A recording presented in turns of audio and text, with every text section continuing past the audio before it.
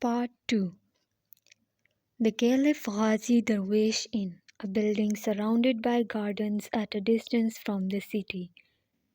Currents of water as clear as crystal flowed around the inn, with snow-white swans swimming in them. Columns of water rose skywards from fountain in the sky, acting outwards like petals. Swarms of cranes waded in the water.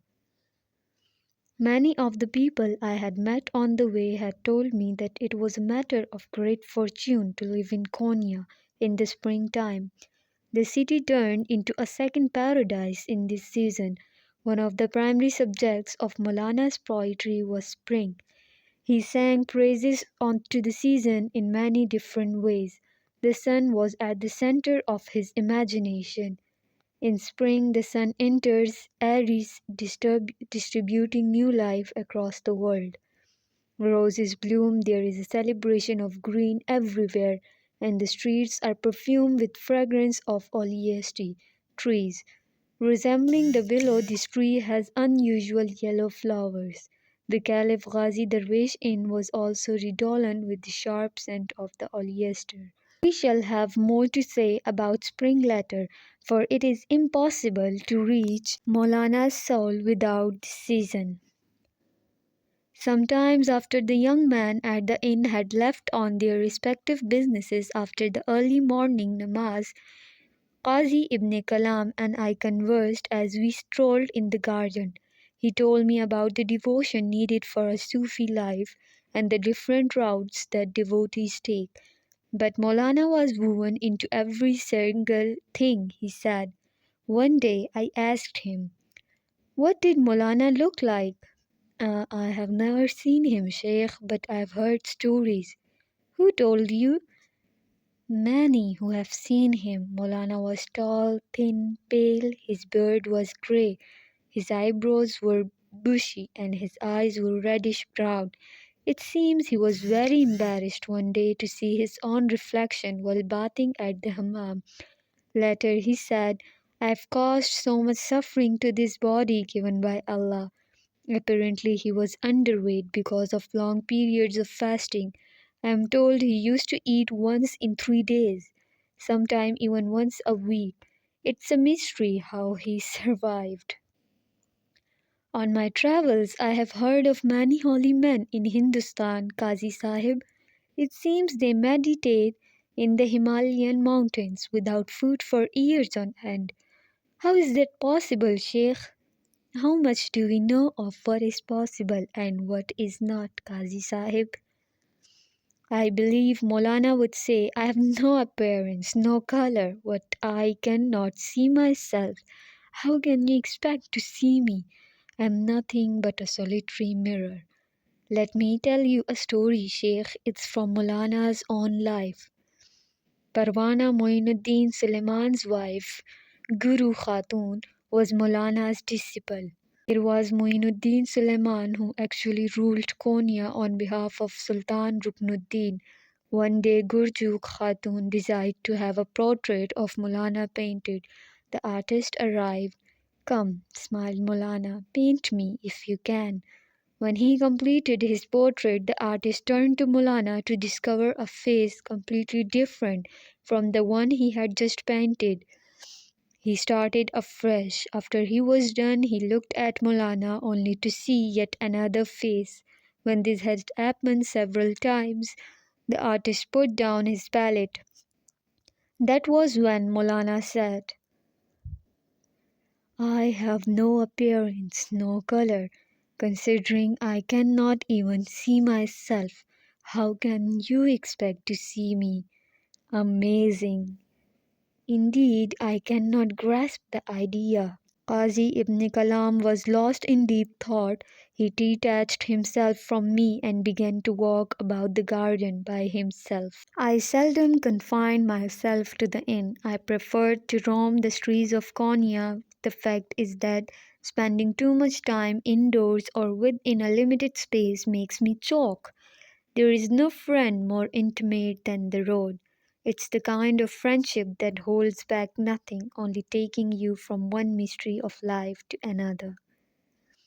Take this city, Konya. The more I explored it, the more I felt its mysteries will never end. The enigma of any city is most obvious in its markets. Let me tell you about Konya's markets. It's a bustling place from early in the morning to late at night.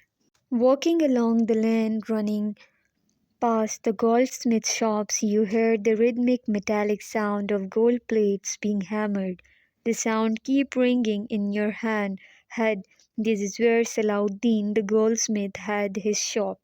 It was while walking along this path that Molana had suddenly discovered Salauddin, the uneducated artisan, who became his favorite friend and follower. After the goldsmiths, it's the turn of carpet merchants and needlework artists. Most of the carpets come from Damascus or Cilicia. The needlework shops are small, the artists doing their work on the spot, bringing intricate patterns to life in different colors. The swift piercing movements of their needle giving birth to creepers and flowers and birds. One of the artists told me that Molana had apparently wanted an embroidered cover for Burak's saddle, made with his own blood and tears. The bookshops are like an art gallery. Each book is a painting, Quran in hundreds of forms, each one more beautiful than the next. The smallest of the Quran can be concealed within a fist. Silver muhafazas or boxes with decorative designs are available to store these tiny Qurans. How soft the velvet boxes are! The tapestries hung on the walls are mesmerizing, each of them a breathtaking universe of artistry depicting a saying from the Quran or other hadith. The perfumeries are sheesh mahals. Their walls are covered in mirrors, while rows of shelves are staked with vials of ether in different colors. Pouring a drop or two of their fingerprints, the shopkeeper rubs them on your wrist, enough to make your entire body fragrant. One of the perfumes told me about the mystery of scents. Why are we overcome by them? Pleasant scents take us to the distant past, arousing memories of our happiness in the company of the most loved person in our life. The fragrance is not limited to the perfumes. There is the aroma of variety of kebabs, venison, lamb, and a profusion of sweets. The smells are intoxicating. The kofte Iskandar kebab and the alti Ismani kebabs vary in taste and flavor. The taboo Sikh kebab melts in the mouth like butter. And why not? Turkey meat is marinated for a long time in mixture of milk, onions, olive oil, tomato juice, salt and pepper. The arabasi is made with delicious shoulder of lamb. Its taste is unparalleled. The Carniatic doesn't lag behind either. Succulent eggplant stuffed with minced lamb, vinegar marinated venison coated with spices and grilled on skewers, its taste unfurling its wings slowly. A memorable sweetman made with almond paste and pomegranate seed. It's a variety of halwa. And is there anyone who isn't aware of Konya's famous halwas? Let me tell you a little about Irmik halwa. The butter must be heated on a low flame without salt. When bubbles appear, the farina, a flour of ground wheat or barley, must be fried in it. Now add water and sugar and deep fry it. One of the sweets has a startling name, Hanim Gobigi, meaning a lady's navel. I must mention the baklava too. Thin layers of flour fried in butter, with sliced nuts and honey deep in the center. I have to return to food and cooking later. Some of the principal themes of Maulana's devotion and poetry are accompaniments to cooking. All that is raw must be made delicious and digestible through the process of cooking.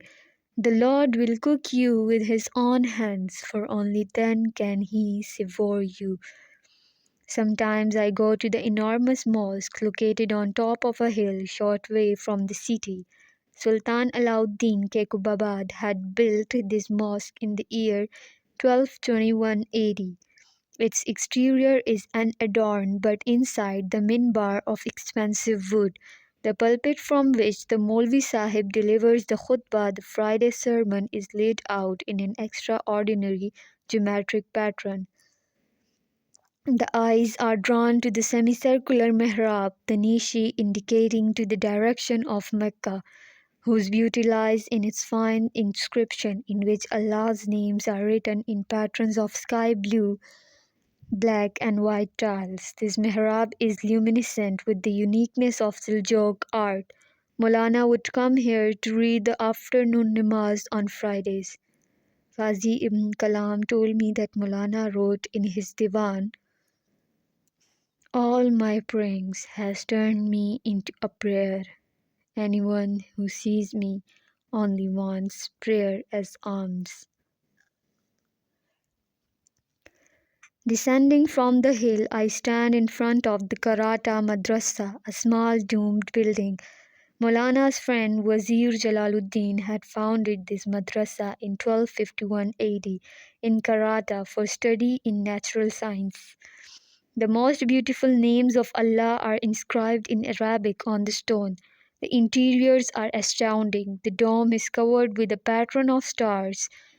An uncountable number of them, are linked to one another. The observatory had been constructed with the same sky blue, black, and white tiles. I am told that the patterns of stars cannot be deciphered without higher mathematics, and once they are deciphered, the positions of the stars in the sky can be calculated too. Walking on, I stop at Sadruddin Kunai's tomb. This adopted son of Ibn Arabi was the greatest interpreter of his father's philosophy. Maulana and Sadruddin were contemporaries. Maulana's path was the one of love, while Sadruddin trod the path of knowledge. Sadruddin used to be suspicious of Maulana once, but the mistrust was wiped out afterwards. Sufis often argue about which of them was greater, Ibn Arabi or Maulana. But they travelled on different roads, one leading to learning and the other to passion. The son of Maulana's life, Shams Tabrizi, had once told him, "If you are a pearl, Ibn Arabi is nothing but a pebble." Maulana's house in Konya is in ruins now. Only homeless pigeons fly around it with the fluttering of their wings and their cooing ringing in my ears. I approach Maulana's grave, engraved with calligraphy and patterns. The tombstone is soiled out of neglect. Someone told me, "Come instead to the garden of Miram by the river Sheikh." Hailing a horse-drawn carriage, I climbed in. The coachman was 24 or 25 at most. "How long have you been driving a carriage?" I asked him. "10 years, Huzur." "You started very young." It was a severe winter that year. Everything covered in ice. A powdery snow kept falling incessantly from the skies. Abba died, and with his death I was yoked to the carriage. Miram, a dream laid out on the slopes of hills, a garden made by Allah Himself, a stream following along. I have heard that Maulana often sat down on its banks with his disciples, filling the ear with music and conversation. Distracted by the sounds of the currents and whirlpools, he would walk about aimlessly, while lines from his poetry were borne away by the wind. The young coachman sat in silence at my side by the river. "What's your name?" "Mujib, Huzur." "Do you know how many names Allah has?" Mujib scratched his head. Placing my hand on his shoulder, I told him, "You're named after Allah." He looked at me with wide eyes. "Really, Huzur?" "One of Allah's name is Mujib. Allah has 99 names, Mujib." "So many names for just one man?" He laughed in astonishment. "The most beautiful names are all his. Do you read the namaz?" "Yes, I do." "Read it now." It's not time for the namaz, Huzur. You're right. How do you read it? Loudly or softly? Loudly, Huzur. Never read it loudly, nor softly. Read it in a middle voice. Very well. In life, the middle path is preferable, Mujib. He stared at me uncomprehendingly. I realized that this forest and stream in Miram had drawn me into a dream. Why was I telling a young man of 25 all this? Why would he even understand? But I felt that Mujib had to understand. He had been born in Konya and Molana had been born here too. Mujib had to bear the burden of history. His birthplace had given him the responsibility. A homeless man on a road in Ispanha had once told me, history is not an event or a story, history is an obligation which you are compelled to bear during your human existence. The Caliph Ghazi in woke up when evening fell. One by one the young men returned from their day's work. Every night one of the Fityan was assigned the responsibility of fetching the requirements for dinner. The cooking proceeded with the great zest in the kitchen, and Qazi ibn Kalam busied himself completing the halqa. Zikr, or uttering the names of Allah, is an essential task in Sufis worship. Repeating one or all 99 names of Allah's names continuously is known as the zikr, and a collective zikr as the halqa zikr. The voice and the body are both intoxicated by Allah's name, which Sufi refer to as zikr zahri. Even after reading the namaz 5 times, the worship of Allah remains incomplete to Sufis without the nighttime prayer, the tahajjud. The Quran says, pray at night, but do not pray all night. So Qazi ibn Kalam had to keep an eye on everything, whether the young man had bathed properly and dressed appropriately, whether the area where they sat for the zikr had been cleaned, whether enough rose essence had been sprinkled to attract the angels and nymphs. Qazi examined it all personally. He would tell me what a predicament Allah has placed me in. Sheikh, I pray for darkness all day, the way the shepherd calls out to his flock. I call out to the darkness, the way birds search for their nest at sunset. When the darkness spread and others fall asleep, that's when we awaken, turning our eyes towards Khuda Ta'ala to talk to Him. The zikr is nothing but a conversation with the Lord while uttering His names. The halqa zikr continued, the rise and fall of the concerted waves of voice and body. Allahu Akbar, Allahu Akbar. I watched from my place. At one point it felt as though the prayer room was flying through space, just like the birds in the composition of Fariduddin Attar of Nishapur, who flew behind the hoopoe, the bird of knowledge, towards Mount Kaf. When I heard was not human utterance but the sound of wings.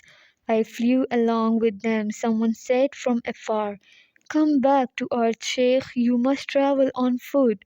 Flight is not for you. You have to walk to all the places you want to visit, see all you want to see.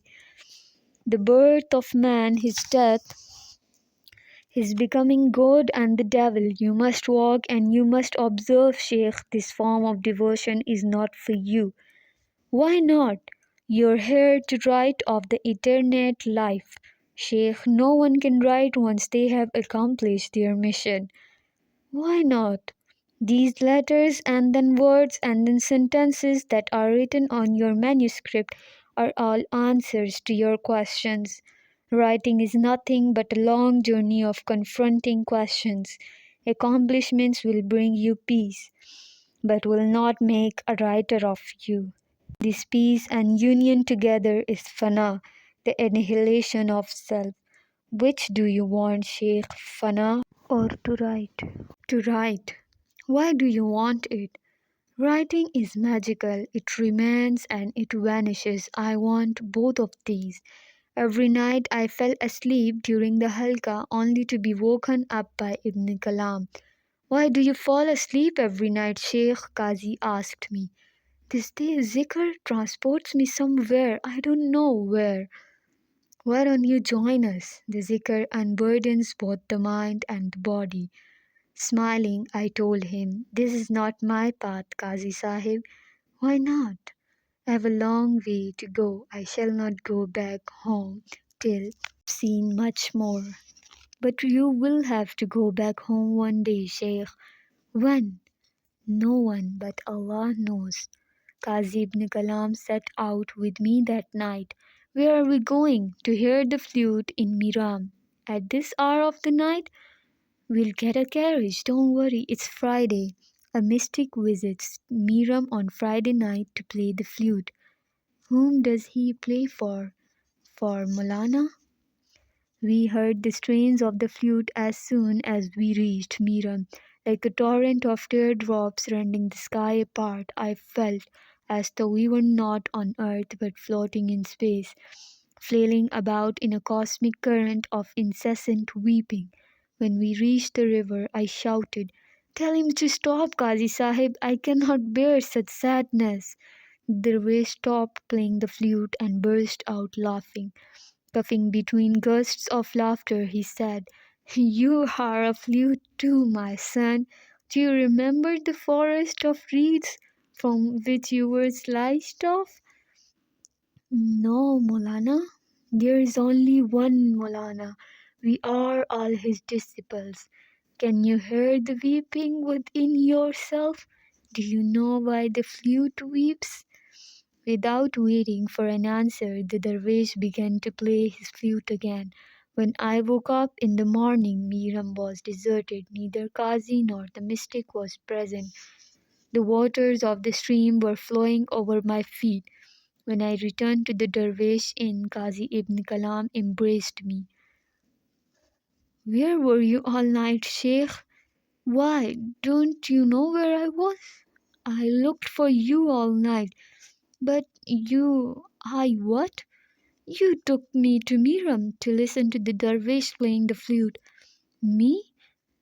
Don't you remember? Smiling Qazi said, Go to bed now, Sheikh. Sleep through the day. Why? You listen to the flute all night. Do you know why the flute weeps? It wants to return to the wood of reeds from which it was taken. Kazi embraced me again. I will take you to a calligraphist tomorrow. Will it be you or someone else? I asked, smiling. That's true. I have no idea who took you there last night, but tomorrow it will be me. You will leave soon if the book can be completed before you go. What book? The novel about Maulana, the Yaqut al-Mustasimi is writing. You can take the manuscript with you.